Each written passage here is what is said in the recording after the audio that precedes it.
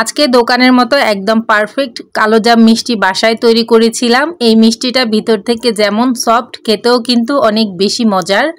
তো গুঁড়ার দুধ দিয়েও কিন্তু খুব সহজেই এভাবে কালোজাম মিষ্টি তৈরি করা যায়। আসসালামু আলাইকুম। তো এখানে আমি 1 কাপ পরিমাণের গুঁড়া দুধ নিয়েছি। সেই সাথে এখানে দিয়ে দিব ময়দা 2 টেবিল চামচ পরিমাণের। সেই সাথে এখানে দিয়ে দিব সুজি 1 টেবিল চামচ পরিমাণ। এই সুজিটা কাঁচা সুজি, ভাজা না।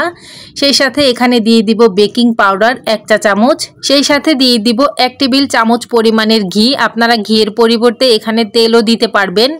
এবার তো শুকনো উপকরণগুলোকে ঘিয়ের সাথে ভালোভাবে মিশিয়ে নিয়ে এখানে দিয়ে দিব রেড ফুড কালার 1 চা চামচ। কালোজাম মিষ্টিটা যেহেতু বাহির থেকে কালো আর ভিতর থেকে হালকা লালটে কালারের হয়, এজন্য ফুড কালারটা দেওয়া। এবার এখানে তরল দুধ দিয়ে দিব। তো অল্প অল্প করে তরল দুধ দিব আর মিশিয়ে নিব। আপনারা চাইলে কিন্তু দুধের পরিবর্তে পানিও দিতে পারবেন। এবার তো পরোটার একটা ডো আমরা যেমন নরম ডো তৈরি করি, এই মিষ্টির ডোটাও কিন্তু ঠিক তেমনই হবে। তো আমার ডোটা একদম রেডি হয়ে গেছে। এবার হাতে সামান্য পরিমাণের ঘি নিয়ে এই মিষ্টির ডোয়ের থেকে অল্প একটু নিয়ে প্রথমে ঘুরিয়ে গোল করে নিব, এরপরে লম্বা করে নিব কালোজামের মতো। তো আপনারা আপনাদের পছন্দ অনুযায়ী শেপ দিয়ে ছোট বড় করে নিতে পারবেন। তো আমি তো এই যে মিডিয়াম সাইজের মিষ্টি বানিয়ে নিচ্ছি। তো আমি এরকম বানাচ্ছি। এটা কিন্তু ভাজা আর চিনি শিরায় দেওয়ার পরে অনেকটাই ফুলে যাবে।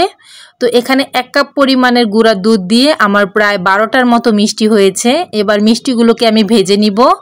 এজন্য চুলায় আগে থেকে আমি তেল বসিয়েছি, কিন্তু চুলাটা আমি জ্বালাইনি। এখন মিষ্টিগুলো সব দিয়ে আমি চুলাটা অন করে দিব।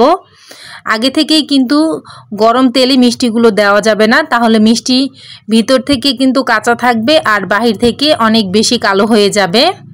এবার তো আস্তে আস্তে দুলিয়ে দুলিয়ে মিষ্টিগুলোকে ভেজে নিব। তো একটু সময় নিয়ে মিষ্টিগুলোকে ভাজতে হবে, তাড়াহুড়া করলে কিন্তু মিষ্টিগুলো কাঁচা থেকে যাবে। তো এই তো খুব সুন্দর একটা কালার চলে আসছে। এবার আমি মিষ্টিগুলোকে তুলে নিব। এরপর তো এখানে আমি চিনি শিরাটা তৈরি করে নিব। এজন্য এখানে চুলায় কড়াই বসিয়ে 1 কাপ পরিমাণের চিনি দিয়ে দিলাম। সেই সাথে এখানে দিয়ে দিব 2.5 কাপ পরিমাণের পানি। এবার চিনিটা গলে পানিটা ফুটে উঠলে এখানে মিষ্টিগুলো দিয়ে দিব। আর হ্যাঁ, মিষ্টিগুলো কিন্তু চিনি শিরায় দেওয়ার আগে মিষ্টিগুলো একদম ঠান্ডা করে নেবেন, নয়তো মিষ্টিটা ফেটে যেতে পারে। এরপর তো আমি 10 মিনিট জাল করে নিব। 10 মিনিট পরে আমি ঢাকনাটা খুলে নিচ্ছি আর চুলাটা বন্ধ করে দিব। মিষ্টিগুলো ফুলে একদম ডাবল হয়ে গেছে। তো এই পর্যায়ে এসে আমি মিষ্টিগুলোকে 2 থেকে 3 ঘন্টার জন্য রেস্টে রেখে দিব। এই চিনির শিরার ভিতরেই ভিজিয়ে রাখবো। তো 2 থেকে 3 ঘন্টা পরে আপনাদেরকে দেখাচ্ছি। এই তো মিষ্টিগুলো কিন্তু একদম রেডি হয়ে গেছে। আর এই মিষ্টিগুলো খেতেও কিন্তু অনেক বেশি মজার হয়েছিল। কেউ বুঝতেই পারবে না যে এই মিষ্টিটা ছানা ছাড়া মাত্র গুঁড়া দুধ দিয়ে বানিয়েছি।